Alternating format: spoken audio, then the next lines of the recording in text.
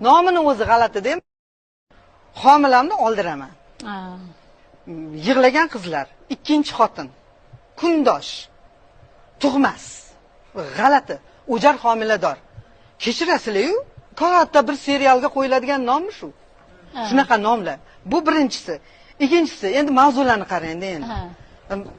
Shunchaki ko'rganingizni o'zida qo'sh xotinlik, o'ynash, bepushtlik, boy bilan qashsho. Faqat qiz tug'ilgan oilalar yoki opa-singillarni bir-biri bilan ertalashishi, qaynona kelin munosabatlari. Kelin qaynotasiga ko'z kechirasizlar o'rtoqlar. Biz shunaqa xalqmizmi? Biz o'zimiz seriallar orqali xuddi shu narsalarni xalqimizga singdirmayapmizmi? Biz shunaqa xalqmizmi? Bizi kelinlarimiz qaynotasiga shunaqa nazar bilan qaraydimi?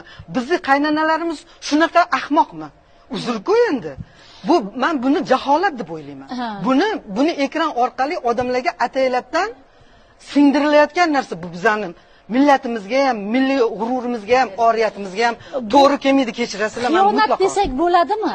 Odamlarni vaqtini o'g'irlash. Millatga xiyonat deyman men buni. Chunki umuman kerak emas. Nima uchun bizning seriallarimiz yotoqxona, oshxonadan iborat bo'lishi kerak? Yotoqxonadagi holatlar ochiq-oydin ekranga namoyish etilyapti. U o'zbek qizlari, kechirasizlar, bizning mentalitetimiz bundan boyroq emasmi? Kechki payt beriladi ko'proq telenovelalar. Lekin o'shalarni ko'rishga